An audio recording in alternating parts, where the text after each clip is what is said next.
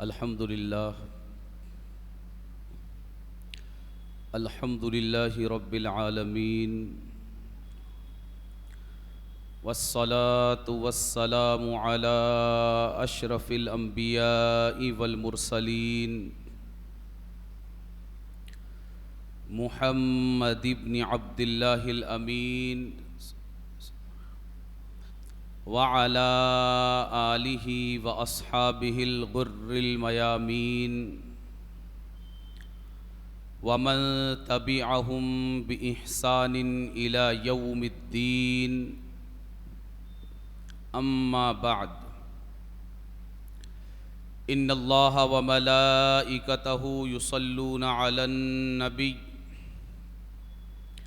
या अय्युहल्लज़ीना आमनू सल्लू अलैहि वसल्लिमू तस्लीमा।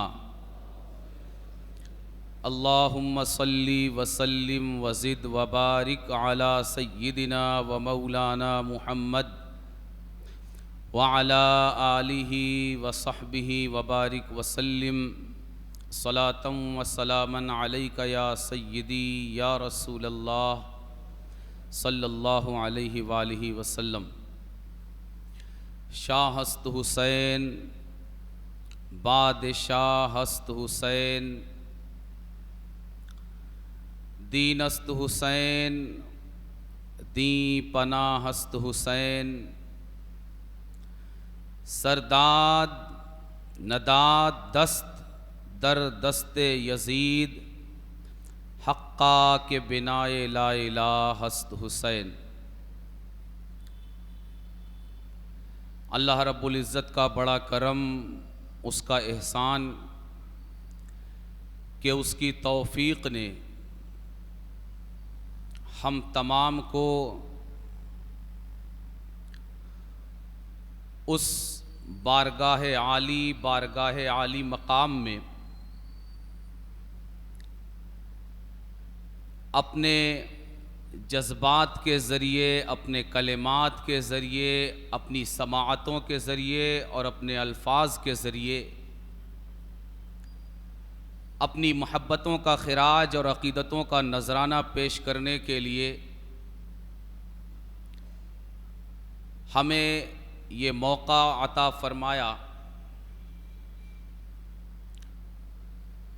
कि जिस ज़ात का नबी करीम सल्लल्लाहु अलैहि वसल्लम हालत नमाज में बल्कि ऐन हालत सजदा में जिनके उठने का इंतज़ार फरमाते हैं और अपने सजदे को तवील कर देते हैं और सजदे को इतना तवील करते हैं कि सहाबी फरमाते हैं कि हमने नमाज में सर उठाकर देखा, नबी इमामत फरमा रहे थे और सजदा मामूल से ज़्यादा तवील हो गया। जब सजदे से सर उठाने में ताख़ीर हुई तो सहाबी कहते हैं कि इतनी ताख़ीर हुई कि हमने सजदे से सर उठाकर देखा कि आखिर वजह क्या है कि नबी करीम सल्लल्लाहु अलैहि वसल्लम ने सजदे को इतना दराज फरमा दिया और एक लंबे वक्फे के बावजूद सजदे से सर नहीं उठाया। तो जब सहाबी ने सर उठाकर देखा तो वो सजदा ऐसा सजदा नज़र आया जो तारीख़ का बेमिसाल, अछूता और अनोखा सजदा और तारीख़ की यकता तस्वीर बन गई। सहाबी ने देखा कि नबी करीम सल्लल्लाहु अलैहि वसल्लम की पुश्त अनवर पर सैयदना इमाम आली मकाम हज़रत सरकार इमाम हुसैन रदी अल्लाह ताला अन्हो वारदाह अन्ना जलवा अफरोज़ हैं। ये मंज़र देख कर सहाबी फिर सजदे में चले गए। नमाज के बाद सहाबा ने नबी करीम सल्लल्लाहु अलैहि वसल्लम से अर्ज़ किया कि हुजूर, हमें यूं लगा कि या तो आपको कुछ हो गया या नमाज को कुछ हो गया। आपको कुछ हो गया या नमाज को कुछ हो गया कि नमाज में कुछ तब्दीली कर दी गई या आपकी तबए नाजुक में कोई तब्दीली आ गई। तो फरमाया, नहीं, ना मुझे कुछ हुआ ना नमाज को कुछ हुआ, बस ये हुआ कि हुसैन मेरी पीठ पर आकर हालत सजदा में सवार हो गए। और फिर कैफियत ये बनी कि सारे मुक्तदी इमामुल अंबिया के सजदे से सर उठाने का इंतज़ार कर रहे थे और इमामुल अंबिया सैयदना इमाम हुसैन के पुश्ते मुबारक से उठने का इंतज़ार कर रहे थे। हमारे पास इस मंज़र की तस्वीर कशी के लिए और इसकी बेहतरीन तौजीह के लिए इससे बेहतर कोई और बात नहीं हो सकती जो हुजूर शेखुल इस्लाम मुद्दज़िल्लहुल आली ने अपने शेर में बयान फरमाया कि सबते नबी है पुश्ते नबी पर। कि इतनी खूबसूरत तौजीह है कि जिसकी मिसाल नहीं, कि सबते नबी हैं पुश्ते नबी पर और सजदे की हालत है। आका ने तस्बीह बढ़ा दी, आका ने तस्बीह बढ़ा दी, बेटा ही कुछ ऐसा है। तो सरकार दो आलम सल्लल्लाहु अलैहि वसल्लम जिस इमाम के बचपन में उस पर इस तरह अपना प्यार और अपनी मोहब्बत लुटाएं, हमें आज ये अज़ीम शरफ़ हासिल है कि हम उस इमाम की बारगाह में खिराज अक़ीदत पेश करने के लिए हाजिर हैं।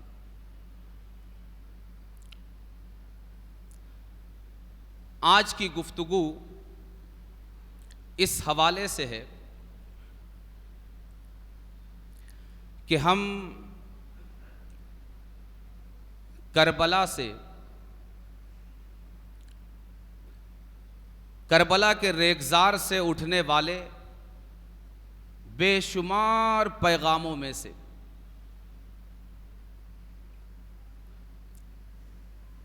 करबला के बेशुमार दुरूस में से और करबला की सरजमीन से पूरे आलम के लिए रवाना किए जाने वाले बेशुमार असबाक में से एक सबक करबला का, एक सबक शहादत इमाम का और एक दर्स रेगज़ार करबला से हम ये भी हासिल करें कि हम इस्लाम को ओन करें, इस्लाम को ओन करें, यानी इस्लाम को अपनाएं, यानी अपना समझें। इस्लाम को कोई पराई चीज़ नहीं बल्कि हम इस्लाम को अपनी चीज़ समझें। इसलिए कि आप जब तक किसी चीज़ को अपना नहीं समझते और किसी चीज़ से अपना ताल्लुक़ नहीं समझते, उस वक्त तक आप उसके लिए कुर्बानी का जज्बा अपने अंदर पैदा नहीं कर सकते। और जिस चीज़ को आप अपना नहीं समझते, उस चीज़ के गुम हो जाने, ख़त्म हो जाने, फना हो जाने पर आपको कोई दर्द, कोई तकलीफ़ और कोई कसक महसूस नहीं होती। करबला के पूरे मंजरनामे को जब हम देखते हैं तो कुर्बानी का एक तसलसल है। कुर्बानी का एक तसलसल है कि पै बपै कुर्बानियां ही कुर्बानियां, हर तरह की कुर्बानी, मर्दों की कुर्बानी, औरतों की कुर्बानी, बूढ़ों की कुर्बानी, जवानों की कुर्बानी, बच्चों की कुर्बानी। यानी दुनिया जिस तरह की कुर्बानी का तसव्वुर उसके जहन में आ सकता है, हर तरह की कुर्बानियों का नजराना पेश करने के लिए हुसैन ने मैदान करबला में बाजार लगा दिया है कि जिसको जिस तरह की कुर्बानी देखनी हो वो उस तरह की कुर्बानी करबला के मैदान में आकर देखे। इन कुर्बानियों के बैकग्राउंड में जब हम गौर करते हैं कि आखिर वो कौन सी चीज़ है जो सैयदना इमाम हुसैन रदी अल्लाह ताला अन्हो वारदाहो अन्ना को इतनी कुर्बानियों के पेश करने पर आमादा कर रही, और कुर्बानियां भी ऐसी कि बेमिसाल कुर्बानी, और ख़ासकर इस कुर्बानी की कीमत, इसकी हैसियत, इसकी वक़ात, इसका मकाम उस वक्त और बढ़ जाता है जब हम इसे इस तरह देखते हैं कि कुर्बानी देने वाला कोई और नहीं बल्कि इस उम्मत के उसी नबी का नवासा है जिस नबी का कलमा ये उम्मत पढ़ रही थी उस वक्त भी जब पैगंबर के नवासे को अपनी तलवारों से ज़बह कर रही थी।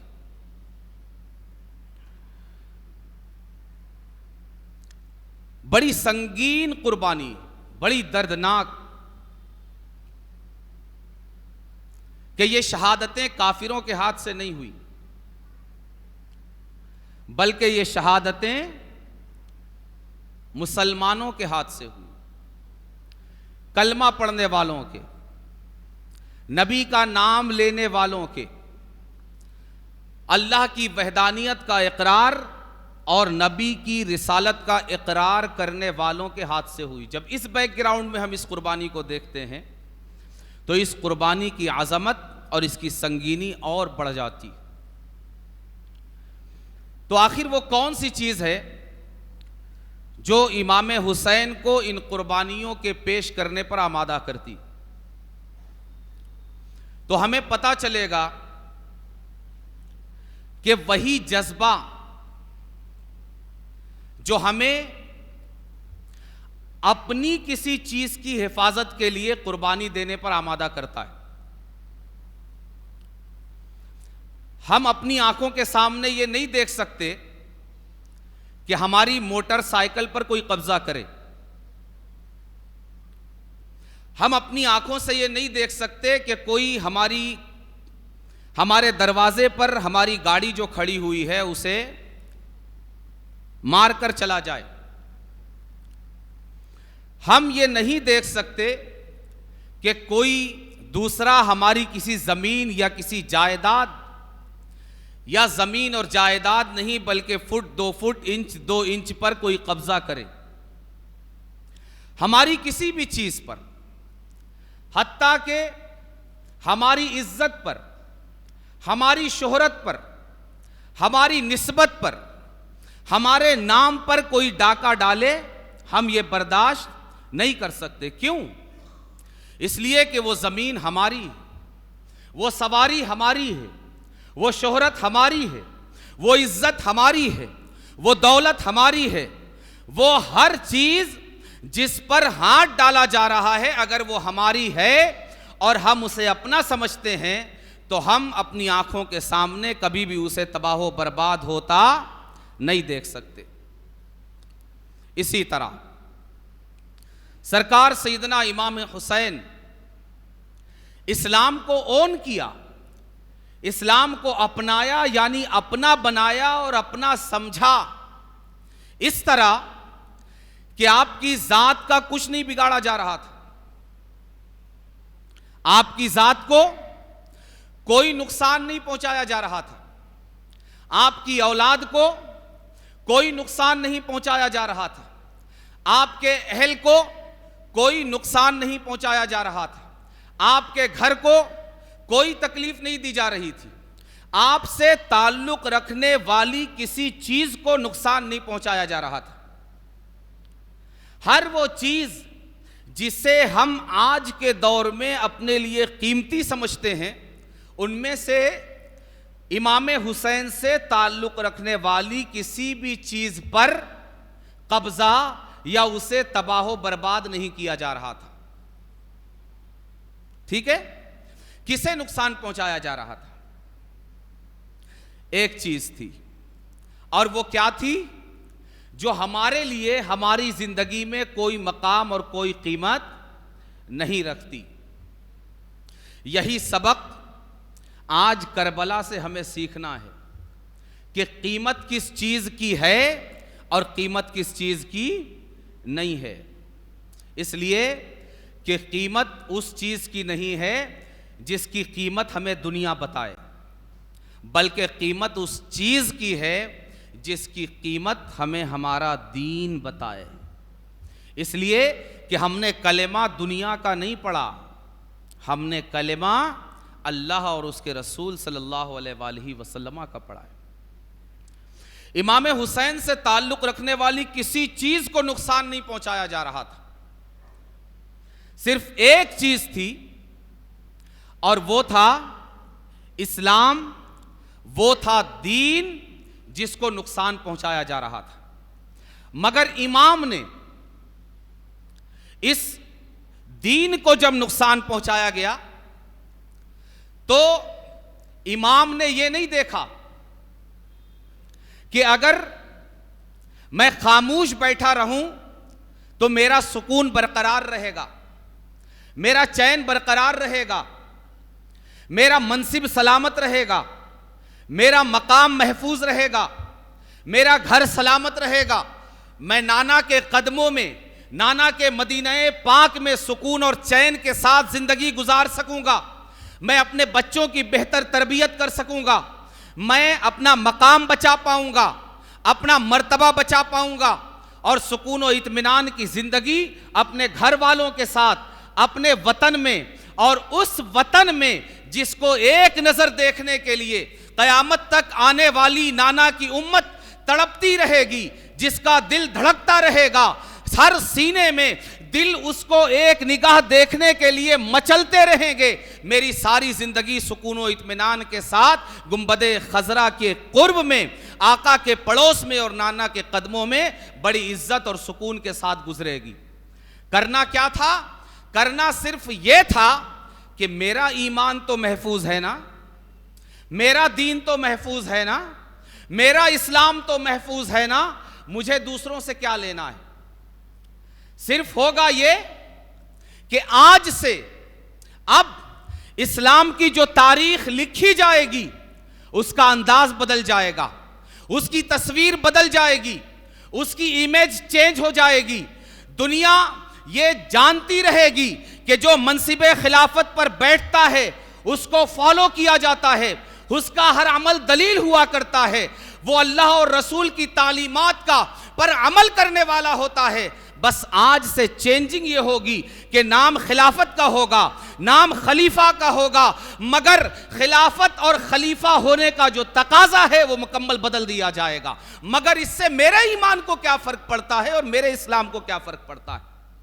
सिर्फ इतना सोचने की जरूरत थी।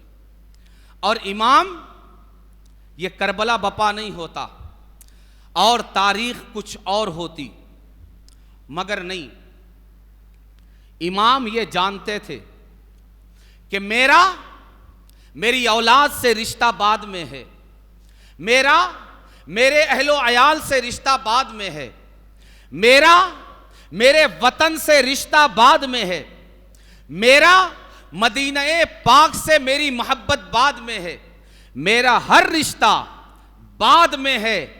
सबसे पहला मेरा रिश्ता दीन से रिश्ता है। मेरी किसी भी बात को आप जज्बातियत के हवाले से ना सुने। हो सकता है मैं जज्बात में आ जाऊं, लेकिन आपको इस तरह सुनना है कि हमें इसको अपने सीने में जगह देना है। हम यहां सीखने बैठे हैं, हमें सीखना है, हमें समझना है, और हमें इमाम हुसैन मैदान करबला से हमें जो सिखाना चाहते हैं, जो पढ़ाना चाहते हैं, याद रखिए कि मुअल्लिम कायनात के बाद हमारा सबसे बड़ा मुअल्लिम करबला की सरजमीन पर इमाम हुसैन है। और करबला इस उम्मत के लिए कयामत तक के लिए एक दरसगाह है, एक क्लासरूम है, और उसमें पढ़ाने वाला, उसका टीचर, उसका उस्ताद ये इमाम हुसैन है, जो अपनी जबान से नहीं पढ़ाता बल्कि अपने कतरे खून से पढ़ाता है। अली अकबर की गर्दन कटवा कर पढ़ाता है, अली असगर की गर्दन कटवा कर पढ़ाता है, अपनी गर्दन कटवा कर पढ़ाता है, नेज़ों से छलनी होकर पढ़ाता है, और अन्नियों पर अपना सर उछाल कर पढ़ाता है, अपने बदन को लहूलुहान करा कर पढ़ाता है, रेगज़ारे करबला को अपने एक एक कतरे खून से लाल करके पढ़ाता है। यह अजीब दरसगाह है, यह अजीब टीचर है, यह अजीब पढ़ाने वाला है, यह अजीब उस्ताद है कि जिसकी जबान खामोश है, इसका किरदार बोलता है। इसलिए दोस्तों, हमें करबला से पढ़ना है, हमें रेगज़ारे करबला से पढ़ना है, हमें हुसैन से पढ़ना है। हमें पढ़ना भी नए अंदाज से है और पढ़ाने वाला भी नए अंदाज का है। हमें खून की जबान समझना है, हमें गर्दनों के कटने की जबान समझना है, हमें सरों के अन्नियों पर उछाले जाने की जबान समझना है, हमें कतराए खून से रेगज़ारे करबला के लाल हो जाने और सुर्ख हो जाने के अंदाज को समझना है। हमें यह समझना है और हमें रेगज़ारे करबला पर मौजूद अपने उस टीचर को भी समझाना है कि हुसैन, हम तुम्हारे रेगज़ारे करबला पर गिरने वाले किसी कतरे खून को रायगा नहीं जाने देंगे, बल्कि तुम्हारा एक एक कतरे खून हमारी जिंदगी में इस्लाम की बुनियाद बनकर, इस्लाम की तालीम बनकर, इस्लाम की हक्कानियत की दलील बनकर हम उसे अपने सीने में सजाएंगे, अपने अकीदे में सजाएंगे, अपने अमल में सजाएंगे, अपने शऊर में और अपनी बंदगी में सजाएंगे। तुम्हारा दिया हुआ कोई सबक रायगा नहीं जाएगा। इस उम्मत का हर बच्चा, इस उम्मत का हर नौजवान, इस उम्मत का हर बूढ़ा, इस उम्मत की हर मां, इस उम्मत की हर बेटी और इस उम्मत की हर बहन हुसैन तुम्हारे एक एक कतरे खून के खामोश सबक को अपने सीनों में सजाने के लिए इस मस्जिद में तैयार बैठा हुआ है। हमें हर सबक को सजाना है, हर सबक को समझना है, और हर सबक को समझकर पढ़कर अपने अकीदे, अपने अमल, अपने अखलाक, अपने किरदार की जीनत उसे बनाना है। और जमाने को यह बताना है कि एक हुसैन के खत्म होने के बाद हुसैनियत खत्म नहीं होती, बल्कि इस्लाम जिंदा होता है। हर करबला के बाद तुम हुसैन का गला काट सकते हो, मगर हुसैनियत को मिटा नहीं सकते, बल्कि एक हुसैन का की गर्दन अगर कटेगी तो हुसैन का एक एक कतरा खून हुसैनियत के नाम पर एक एक उम्मत को खड़ा करता हुआ नजर आएगा। इसलिए दोस्तों, इस वाक़या करबला को एक सबक बनाना है, एक दर्स बनाना है अपनी जिंदगी के लिए, अपनी बंदगी के लिए, अपने अकीदे और अपने अमल के लिए। हुसैन ने यह कुर्बानी क्यों दी? इसलिए कि हुसैन जानते थे कि मेरा सबसे बड़ा रिश्ता किसके साथ है? दीन के साथ, यानी अपने परवरदिगार के साथ। और आज की गुफ्तगू का यह बुनियादी सबक है कि हमारा अव्वलीन रिश्ता, हमारा अव्वलीन ताल्लुक और हमारी पहली निस्बत यह किसके साथ है? हमारे रब के साथ है। खून का रिश्ता बाद में, दूध का रिश्ता बाद में, हर वो रिश्ता जो बंदगी के अलावा बनता है वो बाद में है। सबसे पहला हमारा जो रिश्ता है वो क्या है? रिश्ता बंदगी है। इसलिए कि ये रिश्ता बाय डिफॉल्ट रिश्ता है। बाय डिफॉल्ट तो समझते होंगे आप, हमारा हर नौजवान जो मोबाइल इस्तेमाल करता है वो समझता होगा। हर रिश्ते को साबित करने के लिए आपको दलील देनी पड़ेगी। डीएनए, आरएनए जैसे टेस्ट कभी करवाने की नौबत आ जाएगी कि आपका इसके साथ रिश्ता है या नहीं, आप इसकी औलाद हो या नहीं, या आपका बाप है या नहीं, इससे आपका ताल्लुक है या नहीं। हर रिश्ता कभी ऐसा मोड़ जिंदगी में आ सकता है जिसको साबित करने के लिए दलील देने की जरूरत पड़े। हर रिश्ता, सिर्फ एक रिश्ता ऐसा है जिसको साबित करने के लिए आपको दलील देने की जरूरत नहीं है। आपको नहीं, सिर्फ मुसलमान को नहीं, बल्कि काफिर को, बल्कि मुशरिक को, बल्कि मुल्हिद को, किसी को भी इस रिश्ते पर दलील देने की जरूरत नहीं है। वो रिश्ता कौन सा है जी? बोलिए, बात समझ में नहीं आई? एक रिश्ता ऐसा है जिसे हमें किसी भी मोड़ पर साबित करने की जरूरत नहीं है। उसके अलावा जितने रिश्ते हैं उसे साबित करने की जरूरत किसी मोड़ पे पड़ सकती। वो रिश्ता जिसे साबित करने की जरूरत नहीं, वो अज खुद साबित है। वो रिश्ता रिश्ते बंदगी है। इसकी दलील बंदे को देने की जरूरत नहीं पड़ती, बल्कि इसकी दलील कौन देता है? इसकी दलील खुद हमारा परवरदिगार देता है। यह ऐसा रिश्ता है। क्यों? इसलिए कि हम अपने इख्तियार से उसके बंदे नहीं बने। हम अपने इख्तियार से उसके बंदे बने। बड़ा अजीब मकाम है दोस्तों। अगर आप, शायद मैं आपको उस तरह समझा पाऊं, काश मैं आपके दिल में इस रिश्ते की चाशनी, इसकी मजबूती, इसके अछूते और निरालेपन को उतार पाऊं। आपको अगर किसी दुनियादार से रिश्ता बनाना हो ना, तो वो आपकी औकात देखता है, वो आपकी दौलत देखता है, आपका माल देखता है, आपका स्टेटस देखता है, आपका बिजनेस देखता है, आपका कारोबार देखता है, आपका रंग देखता है, आपकी बुलंदी देखता है। आपकी पस्ती देखता है, आपका कारोबार, आपका बिजनेस आपको तौल डालता है। उसके बाद फिर चाहता है तो आपसे रिश्ते के लिए हामी भरता है, चाहता है इनकार कर देता है। यह दुनियादार है जो अपने माल में किसी का मोहताज है, जो अपने रंग में किसी का मोहताज है, जो अपने बड़े कारोबार में किसी का मोहताज है, जो अपने बड़े मनसिब में किसी का मोहताज है, जो अपने बड़े ओहदे में किसी का मोहताज है, जो अपने बड़े बिजनेस में किसी का मोहताज है, जो अपने लंबे कद में किसी का मोहताज है, जो अपने दुनियावी स्टेटस में किसी का मोहताज है।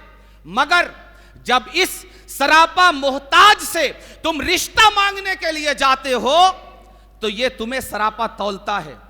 तुम्हारी दौलत के जरिए, तुम्हारी शोहरत के जरिए, तुम्हारे नामो नमूद के जरिए, तुम्हारे रंगो नस्ल के जरिए, तुम्हारी दीगर एबिलिटीज के जरिए तुम्हें नापता है, तुम्हें तौलता है, और उसके बाद भी मूड में आया तो यस करता है, वरना नो कर देता है।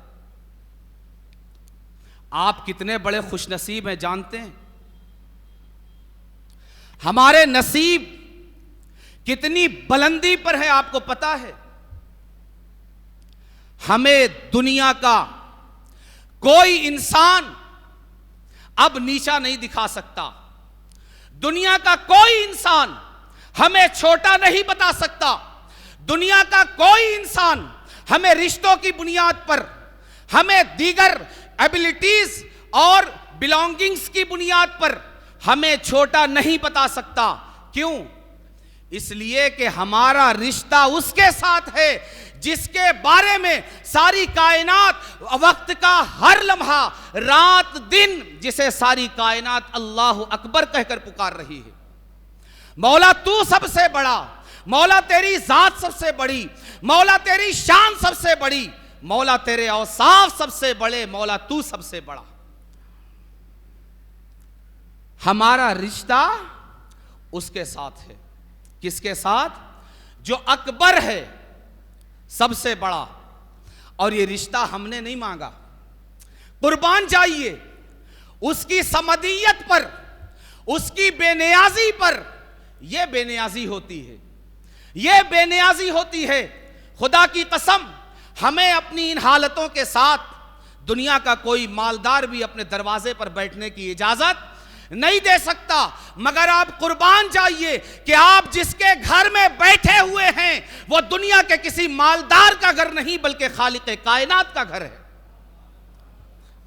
उसने अपने दरवाजे आपके लिए चौपट खोल रखे हैं। अगर आप अमीर हो तो भी आओ, गरीब हो तो भी आओ, गोरे हो तो भी आओ, काले हो तो भी आओ, कारोबार वाले हो तो भी आओ, बेकारी वाले हो तो भी आओ, नाकारा हो तो भी आओ, निकम्मे हो तो भी आओ। बस तुम्हें उसकी बंदगी का इकरार होना चाहिए। तुम्हारे लिए दरवाजे खुले हुए। हमने उससे रिश्ता नहीं मांगा। हमारी क्या मजाल। खुदा की कसम दोस्तों, हमें लगता है कि हमारी ये औकात है कि हम उस अजीम आका के आगे हम ये कह सके मौला हमें अपना बना ले। हमारे अंदर ये सकत है इन बदआमालियों के साथ, इन गफलतों के साथ, इन बेहरा रवियों के साथ, नबी की सुन्नतों से दूरियों के साथ, नबी के मकाम से गफलतों के साथ, रब से दूरियों के साथ, क्या हमारी ये जुर्अत, हमारी ये मजाल और हमारे अंदर ये सकत है कि हम उससे अर्ज करें कि मौला हमें अपनी बारगाह से जोड़ ले? नहीं दोस्तों, अगर हम पैदा होने से लेकर हम में से किसी को, अगर हम में से किसी पर रब ये करम फरमा दे कि वो मां के पेट से पैदा हो और उसे इतना शऊर हो कि वो फौरन सजदे में चला जाए और सजदे में जाकर उस वक्त से वो अपने रब की तस्बीह बयान करे, तकबीर बयान करे, उसकी बड़ाइयां बोले, उसकी पाकियां बयान करे, उसकी तारीफें बयान करे। और दोस्तों, उसे 10 साल की जिंदगी नहीं, 20 साल की जिंदगी नहीं, 30 और 40 साल की जिंदगी नहीं, हजारों साल लाखों साल की जिंदगी उसे दे दी जाए और वो पैदा होने से लेकर लाखों साल की जिंदगी तक अपने रब की तारीफ करता रहे, फिर भी वो ये कहने लायक नहीं हो सकता कि मैं रब से ताल्लुक के लायक हो गया। वो रब, वो आजमत वाला रब, वो किबरियाई वाला रब, वो बड़ाई वाला रब, वो अकबर होकर, सबसे बड़ा होकर, सबसे अजीम होकर, सबसे बाला होकर, हमने उससे ये रिश्ता नहीं मांगा, हमने उससे ये ताल्लुक नहीं मांगा। और दोस्तों, हम मांगने की हालत में भी नहीं है, मांगने जैसी हमारी सूरत भी नहीं है, मांगने जैसी हमारी कैफियत भी नहीं है। कुर्बान जाओ उसकी शाने बेनियाजी पर।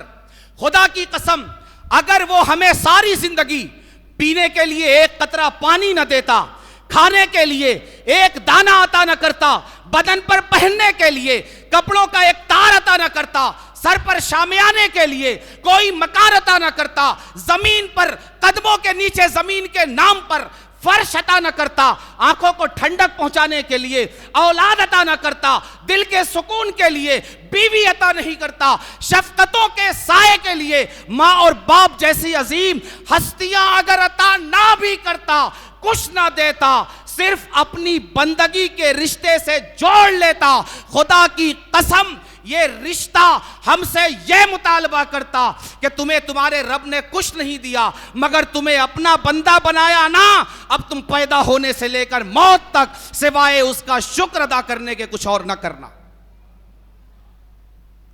ये इतनी अजीम नेमत है, उसकी बंदगी की नेमत। काश हम इसे पहचाने, काश हम इसे जाने कि किसने हमें अपना बंदा बनाया है। हमने नहीं मांगा। खुदा की कसम, मेरा रब अगर कुछ ना अता फरमाता, चह जाए कि उसका एहसान पर एहसान। वो खुद फरमाता है, व इन तउद्दू निअमतल्लाहि ला तुहसूहा। मेरे बंदों, अगर तुम मेरी नेमतों को शुमार करना चाहो, ला तुहसूहा, शुमार नहीं कर सकते, नहीं कर सकते। एक नेमत को अगर मैं आपसे अर्ज करूं कि आप सारी नेमतें छोड़ दीजिए, आप जो खाते हैं छोड़ दीजिए, आप जो पीते हैं छोड़ दीजिए, आप जो पहनते हैं छोड़ दीजिए, आपकी औलाद की नेमत छोड़ दीजिए, माँ बाप की नेमत छोड़ दीजिए, बीवी की नेमत छोड़ दीजिए, कारोबार की नेमत छोड़ दीजिए, आसमान के शामियाने वतन की नेमत छोड़ दीजिए, जमीन की घर की नेमत छोड़ दीजिए, कारोबार की नेमत छोड़ दीजिए, सारी नेमतों को छोड़ दीजिए, सिर्फ अपनी सांसों को गिनकर बताइए। आप कर सकते हैं? नहीं कर सकते। खुदा की कसम दोस्तों, हमने मेयार कैसा बदल दिया, कैसा बदल दिया कि हमारे पास खजाना रखा हुआ है और हम कौड़ियों के मोल बिक रहे हैं। खजाना हमारे अपने पास है, लाजवाल खजाना, बेमिसाल खजाना, और हम कौड़ियों के मोल बिकना चाहते हैं। इससे बड़ी गफलत कोई हो सकती है? हुसैन आज की इस महफिल में करबला से जो पढ़ाना चाहते हैं, आज का दर्स हुसैन का करबला से यह है कि कीमत लगाने का मेयार बदलो, चीजों को कीमती और बेकीमत बनाने के पैमाने चेंज करो। दुनिया ने तुम्हें क्या पैमाने दिए? हुसैन कहते हैं मुझे नहीं मालूम, मगर अगर कीमत लगाना है, माल की मत लगाओ, रंग से मत लगाओ, नस्ल से मत लगाओ, कद काट से मत लगाओ, मनसिब और ओहदे से मत लगाओ। अगर कीमत लगाना है तो बंदगी के खजाने से लगाओ। तुम्हारे पास सबसे कीमती चीज जो है, हर नेमत से ज्यादा कीमती नेमत, हर खजाने से बड़ा खजाना, हर अता से बड़ी अता क्या है? रिश्ते बंदगी। किसके साथ? किसके साथ? किसी दुकान के मालिक के साथ, किसी मकान के मालिक के साथ, चंद प्लाटों के मालिक के साथ, चंद खेतों के मालिक के साथ, चंद लेआउट के मालिक के साथ। किसके साथ? किसी कारपोरेटर के साथ, किसी मुख्यमंत्री के साथ, किसी वजीर के साथ, किसके साथ? किसी वजीर आजम के साथ, किसी सदर के साथ नहीं, उसके साथ जो इरशाद फरमाता है कि लेमनिल मुल्कुल यौम, जब सब फना हो जाएगा वो इरशाद फरमाएगा आज बादशाहत किसकी है? सारी कायनात आवाज लगाएगी, मौला सिर्फ तेरी और सिर्फ तेरी। कुल्लु मन अलैहा फान वयबका वजहु रब्बिका जुल जलाली वल इकराम। सब फना हो जाएंगे, रिश्ते फना हो जाएंगे, माल फना हो जाएगा, दौलत फना हो जाएगी, मनसिब और ओहदे फना हो जाएंगे। दोस्तों सब फना हो जाएगा, मगर हमें अपने साथ ताल्लुक और रिश्ता उसने अता किया है जिसे फना नहीं आएगी। बाकी के साथ हमारा रिश्ता है, बाकी के साथ हमारा ताल्लुक है, बाकी के साथ हम जुड़े हुए हैं। और फिर हमने मांग कर यह रिश्ता नहीं बनाया है, हमने मांग कर यह ताल्लुक कायम नहीं किया है। दोस्तों यही तो उसकी बेनियाजी है। दुनिया उस वक्त देती है जब पहले तुमसे ले लेती है। दुनिया तुमसे पहले लेती है फिर तुम्हें देती है। यह तुम्हारा बेनियाज रब है कि जब तुम अपनी जबान और अपने इख्तियार से उसका नाम लेने लायक भी नहीं थे, तब उसने तुम्हें इस तमगे और इस इम्तियाज से नवाजा है। अपना बंदा तुम्हें उसने उस वक्त से बनाया है। तो हुसैन जानते थे कि सारे रिश्ते बाद में है, पहला रिश्ता रब के साथ रिश्ता है, पहला ताल्लुक रब के साथ ताल्लुक है। और इसीलिए हुसैन ने हर रिश्ते को कुर्बान कर दिया।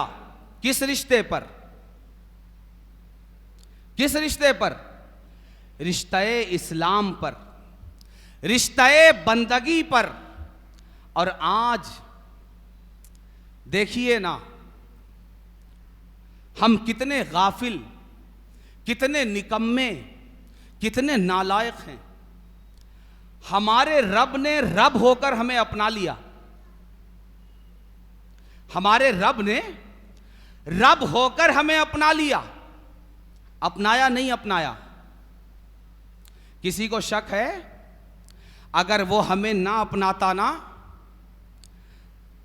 तो जी ये खाना पीना, रिश्ते, माल, दौलत, ओहदा, मनसिब दूर है, इस जिंदगी में और इस दुनिया में निशान ही नहीं होता। इस जमाने में किसी को पता ही नहीं होता कि ये अब्दुल्ला नाम का कोई पैदा भी हुआ था। हमारा वजूद इस बात की दलील है कि उसने हमें अपना लिया है। वो हमें खिला रहा है, मतलब अपना लिया है। पिला रहा है, मतलब अपना लिया है। पहना रहा है, यानी अपना लिया है। ओढ़ा रहा है, यानी अपना लिया है। घर दिया है, यानी अपना लिया है। कारोबार दिया है, यानी अपना लिया है। मनसिब दिया है, यानी अपना लिया है। ओहदा दिया है, यानी अपना लिया है। उसने रब होकर हम कमीनों को, कमीना होने के बावजूद, नालायक होने के बावजूद, नाकारा होने के बावजूद, गुनाहगार होने के बावजूद, खताकार होने के बावजूद, इसियां शार होने के बावजूद, वो रब होकर उसने हमें अपना लिया। मगर हम कुछ ना होकर, हम अपने रब को ना अपना सके। हम अपने रब को ना अपना सके। क्यों? अगर हम अपने रब को अपनाते तो कभी ये होता कि रब बुला रहा होता, आओ मेरी तरफ, आओ मेरी तरफ, आओ मेरी तरफ। दोस्तों, मां बाप की नाफरमानी की इजाजत नहीं है जो पैदा करने में रब के मोहताज हैं। अगर नफल नमाज पढ़ रहे हो और मां बाप आवाज दे दें, तोड़कर हाजिर हो जाओ। रब बुला रहा है, कितने साल से? हम में से किसी को 10 साल से, किसी को 20 साल से, किसी को 30 साल से, किसी को 40 साल से, किसी को 50, 60, 70, 80 साल से। मगर दोस्तों,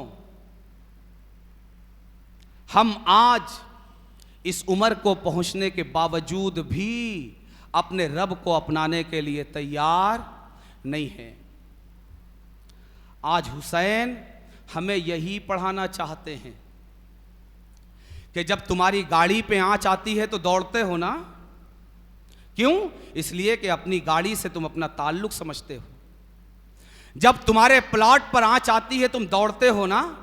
क्यों? इसलिए कि अपने प्लॉट से तुम अपना ताल्लुक समझते हो। अगर 1 इंच जमीन पड़ोसी दबा ले तो तुम्हारी सिसकियां और चीखें बुलंद हो जाती है। क्यों? इसलिए कि तुम उससे अपना ताल्लुक समझते हो। मगर इस्लाम पर आंच नहीं, बल्कि इस्लामी कवानीन को आग लगा दी जाए, मगर तुम्हारी पेशानी पर शिकन नहीं आती। क्यों?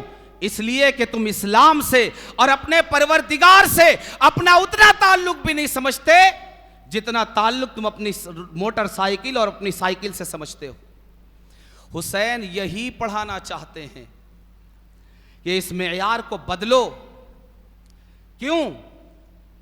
इसलिए कि हुसैन की शहादत के सिर्फ वाकयात सुनकर हुसैन की शहादत से मजाक नहीं करना है, बल्कि हमें यह करना है कि यजीदियत और यजीद ने जो कुछ किया हमें वो नहीं करना है। आज हुसैन ने जब इस्लाम को अपना समझा, अपनाया, उसे ऑन किया, तो हर रिश्ते को इस रिश्ते पर कुर्बान कर दिया।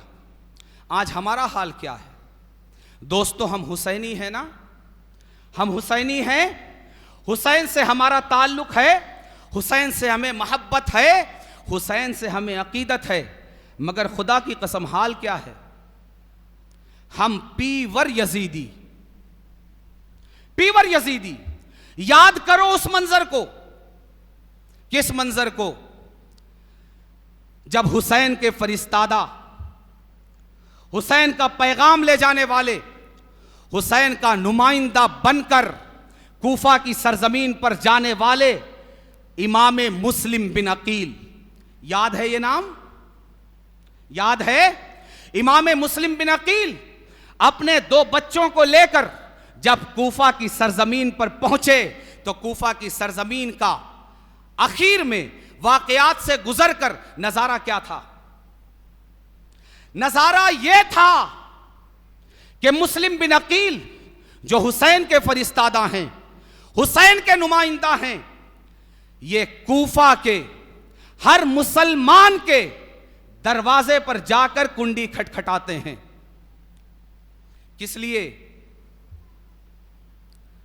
दौलत दे दो? नहीं। शोहरत दे दो? नहीं। अपनी जमीन जायदाद मेरे नाम लिख दो? नहीं। बस इसलिए कि एक रात के लिए मुझ बेकस मुसाफिर पर अपने घरों के दरवाजे खोल दो। जवाब क्या था? घर मुसलमानों के थे, दरवाजे मुसलमानों के थे, बस्तियां कलमा पढ़ने वालों की थी। किसका कलमा पढ़ने वालों की थी? जिसको जाहिरी तौर पर दुनिया से तशरीफ ले गए अभी 50 साल नहीं हुए थे। वो नबी जिसने अपना सब कुछ खुद ऑलरेडी पहले से उम्मत के लिए कुर्बान कर दिया, उस नबी का एक शहजादा इस उम्मत के एक एक फर्दे बशर के घर के दरवाजे पर अजनबी मुसाफिर बनकर गैरियत लिए, बेकसी लिए, बेबसी लिए दरवाजे पर खड़ा हुआ है कि कोई किसी मुसलमान का दरवाजा, नाना का कलमा पढ़ने वाले किसी उम्मती का दरवाजा नाना के इस शहजादे मुस्लिम बिन अकील पर खुल जाए। खुला था? नहीं खुला था। मुझे अपने दिलों पर हाथ रखकर बताओ कि आज इस्लाम के लिए हमारा मुस्लिम मुआशरा कूफा बना हुआ है या नहीं, बना हुआ है या नहीं। आज इस्लाम मुस्लिम बिन अकील की तस्वीर बनकर हम में से हर एक के दरवाजा के पर दस्तक दे रहा है या नहीं। नबी ने फरमाया था, बदल इस्लाम गरीबा व सयऊद गरीबा कमा बदा फतूबा लिल गुरबा। नबी ने फरमाया था कि इस्लाम अजनबियत के साथ इसका आगाज हुआ, फिर आखिर जमाने में अजनबी हो जाएगा जैसे अजनबियत में इसका आगाज हुआ। फतूबा लिल गुरबा, तो खुशखबरी हो उनके लिए जो अजनबियत के माहौल में भी इस्लाम को छोड़ेंगे नहीं। कीला या रसूल अल्लाह मन हुमुल गुरबा। साहबा ने अर्ज किया, सरकार ये गुरबा कौन होंगे? फरमाया अल्लज़ीना युस्लिहूना इज़ा फसदन नास, ये वो लोग होंगे कि उस वक्त भी इस्लाह का काम करेंगे जब लोगों में फसाद पैदा हो जाएगा। आज इस्लाम से बड़ा कोई अजनबी इस मुस्लिम मुआशरे में है? कोई है? आज कूफा की उस बेवफाई पर चीखने वालों, कूफा की उस बेवफाई पर रोने और तड़पने वालों, कूफा की उस बेवफाई पर अश्कबार होने वालों, कूफा के बंद दरवाजों के उस नक्शे पर खून के आंसू बहाने वालों, मुझे बताओ तुम्हारे दरवाजे क्यों आज मुस्लिम बिन अकील पर बंद हैं? फज्र में इस्लाम तुम्हारे दरवाजे पर आता है, अल्लाहु अकबर अल्लाहु अकबर, हय्या अलस सलाती हय्या अलल फलाह। इस्लाम मुस्लिम बिन अकील बनकर तुम्हारे दरवाजों पर आता है, मर्दों के पास आता है, औरतों के पास आता है, माओं के पास आता है, बापों के पास आता है, बहनों के पास आता है, बेटियों के पास आता है। इस मुस्लिम मुआशरा कहे जाने वाले नौजवानों के पास आता है, बच्चों के पास आता है, बूढ़ों के पास आता है। फज्र में दरवाजा खटखटाता है, हय्या अलस सलाह। नुकसान के लिए नहीं बुलाया जा रहा है, तुम्हें लूटने के लिए नहीं बुलाया जा रहा है, तुमसे कुछ लेने के लिए नहीं बुलाया जा रहा है, तुम्हें सलात की तरफ बुलाया जा रहा है, तुम्हें कामयाबी देने के लिए बुलाया जा रहा है। मुझे बताइए कि आज कूफा का मंजर पेश करने वाले इस मुस्लिम मुआशरे के कितने दरवाजे इस्लाम के नाम पर फज्र में खुलते हैं? फिर किस नाम पर हमारा रोना है? किस जज्बात के तहत हमारा सिसकियां भरना है? हम खून के आंसू किस जज्बे के तहत रो रहे हैं? जब हमारा मुआशरा, हमारा कल्चर, हमारा माहौल खुद कूफा का मंजर पेश कर रहा है, तो हम किस कूफा पर रोना चाहते हैं? हम किस बेवफाई की दुहाई देना चाहते हैं? फज्र में इस्लाम आता है, सब्जी वाला अगर आ जाए ना, दरवाजा पट से खुल जाता है। हत्ता के अगर कचरे उठाने वाला शीपर अगर दरवाजा खटखटा दे, दरवाजा खुल जाता है, मगर इस्लाम के लिए दरवाजा नहीं खुलता। कौन से मुसलमान हैं हम?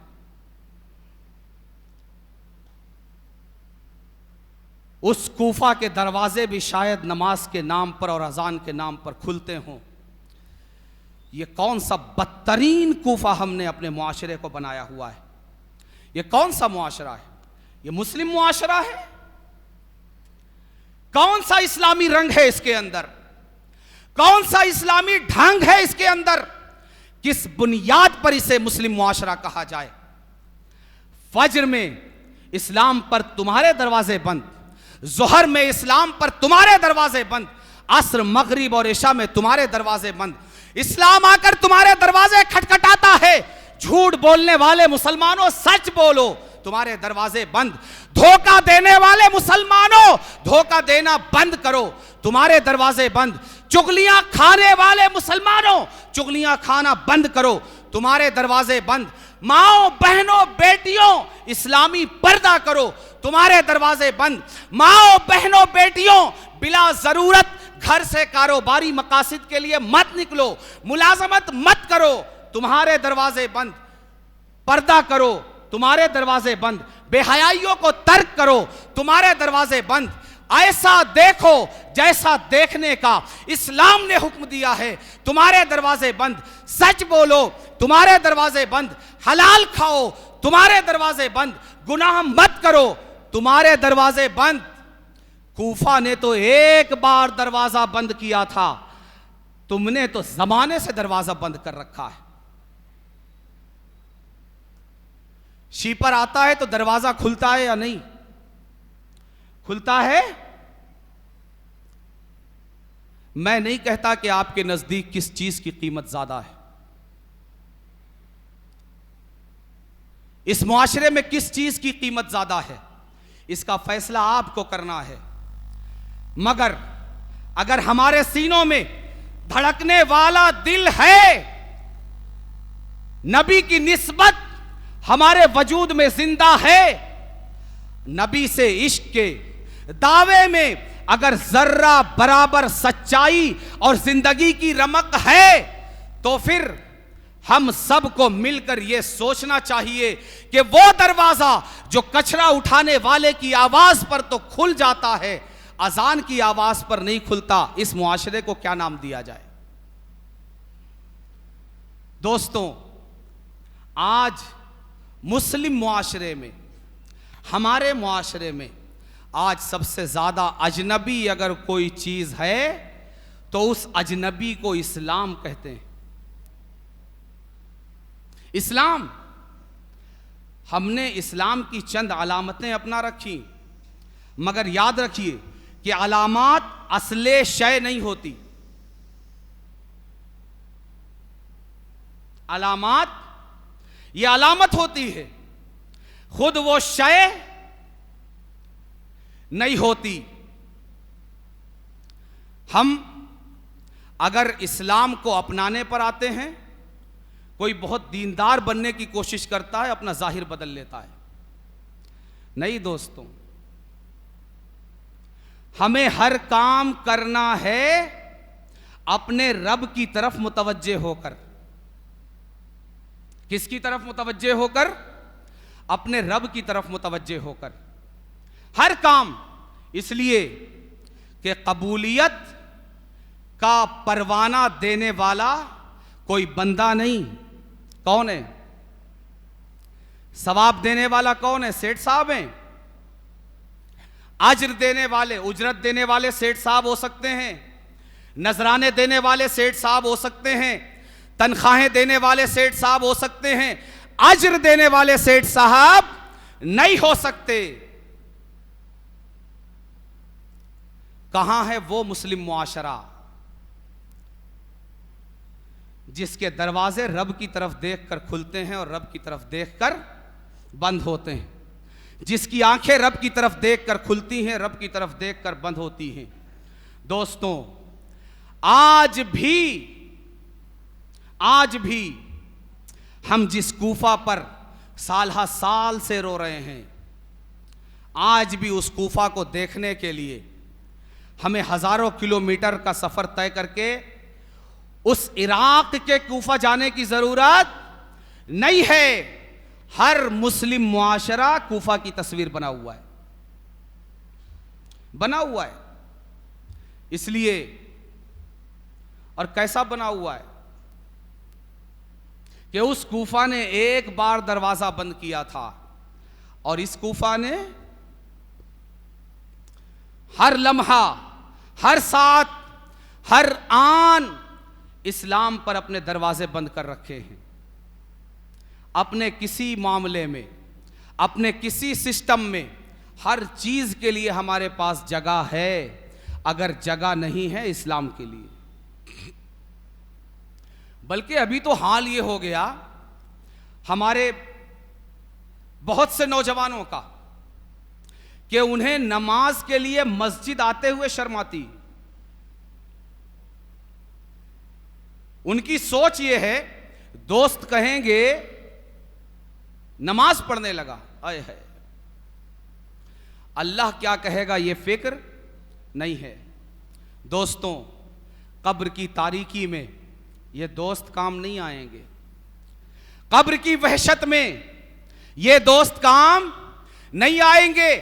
कब्र की तंगी और तारीकी और वहशत दूर करने के लिए ये दोस्त काम नहीं आएंगे, बल्कि गुंबदे खजरा में आराम फरमाने वाले सरवरे कायनात फख्रे मौजूदात काम आएंगे।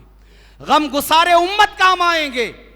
जी, वो काम आएंगे कि जिनके चेहरे अनवर की एक एक झलक हमारी कब्रों को ताबदार करने के लिए, मुनव्वर और मुजल्ला करने के लिए काफी होगी। दोस्तों को खुश करने के बजाय, दुनिया को खुश करने के बजाय उसको खुश करो जिसको हुसैन ने खुश किया। और हमें दुनिया को खुश करने और हुसैन ने जिसको खुश किया उसको खुश करने के दरमियान फर्क क्या है, इसका तजर्बा करने की जरूरत नहीं है। हुसैन ने बता दिया कि तुम दुनिया को जब खुश करते हो तो जिंदा रहकर भी मुर्दा होते हो, और मैंने रब को खुश किया तो मैं मर कर भी नहीं मरा, बल्कि मेरी जिंदगी का कसीदा कुरान पढ़ रहा है। किसी एक जमाने के लिए नहीं, किसी एक इलाके के लिए नहीं, बल्कि जब तक दुनिया है हर कान को कुरान अपनी ये निदा सुनाता जाएगा, वला तक़ूलू लिमन युक़्तलू फ़ी सबीलिल्लाहि अमवात बल अहया वलाकिन ला तशऊरून।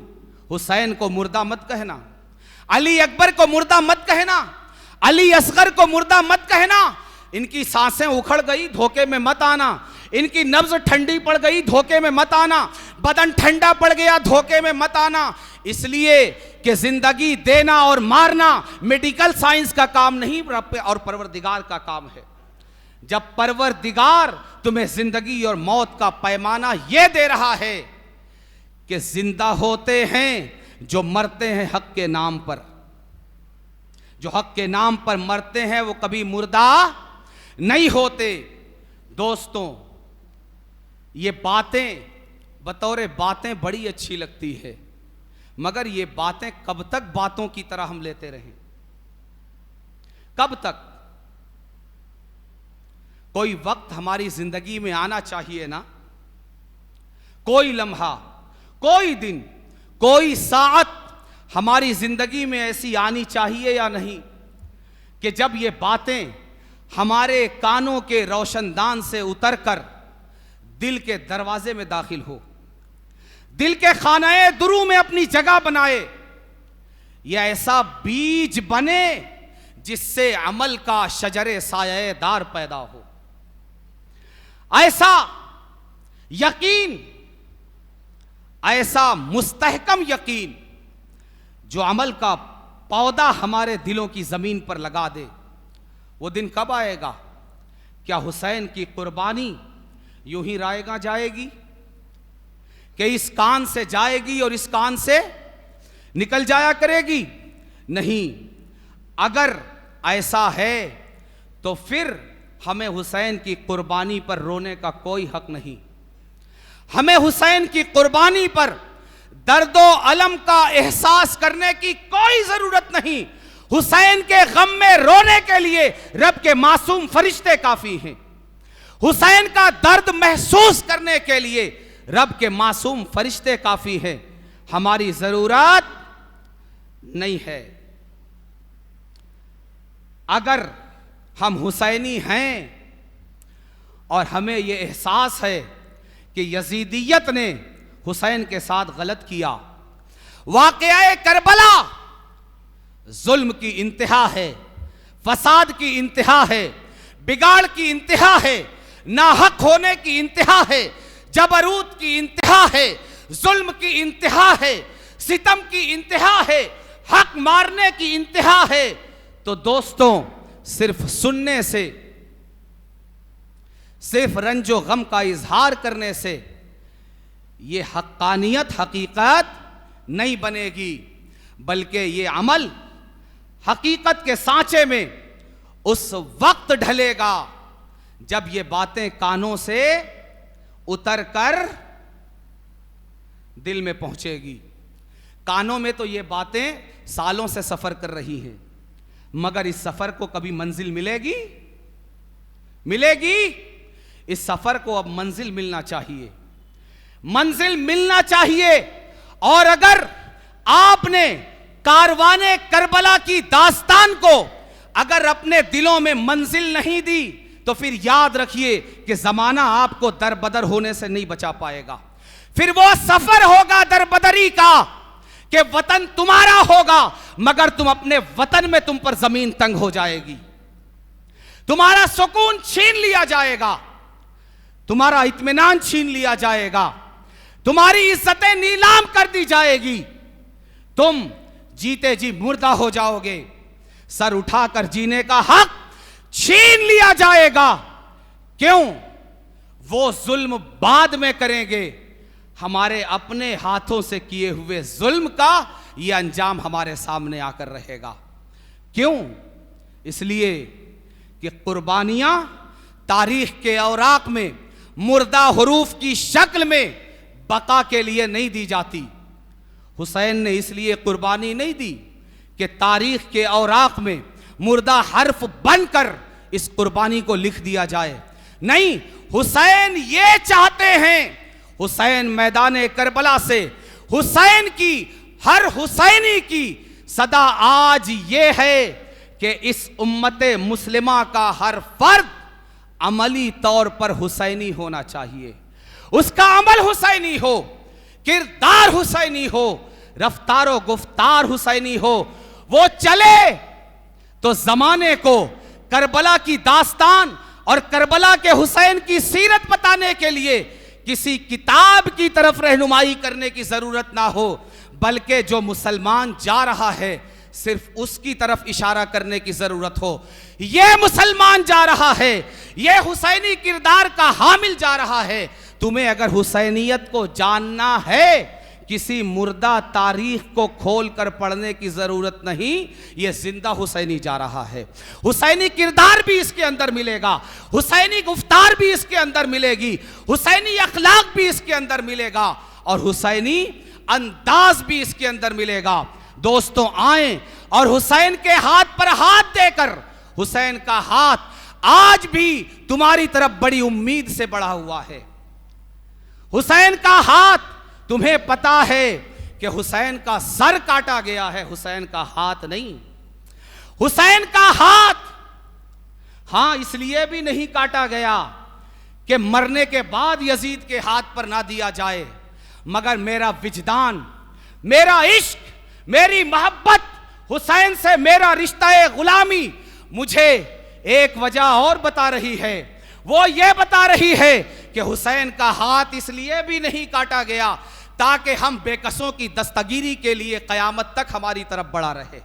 आओ, हुसैन के हाथ तुम्हारी तरफ बढ़े हुए हैं, हुसैन तुम्हें बुला रहा है तुम्हारी दस्तगीरी के लिए, तुम्हारी नैया की खेवनहारी के लिए, तुम्हारी डूबती कश्ती को किनारे लगाने के लिए, तुम्हारी जिंदगी की कश्ती को भी, तुम्हारी बंदगी की कश्ती को भी, तुम्हारे जज्बात की कश्ती को भी, तुम्हारे शऊर की कश्ती को भी, तुम्हारी फिक्र की कश्ती को भी, तुम्हारे ईमान की कश्ती को भी, तुम्हारे इस्लाम की कश्ती को भी हुसैन के हाथ करबला से फैले हुए हैं। तसव्वुर की आंखों से देखो, हुसैन अपने धड़ के साथ, कटे सर के साथ, दोनों हाथों को बुलंद करके तुम्हारी तरफ मुतवज्जे हैं।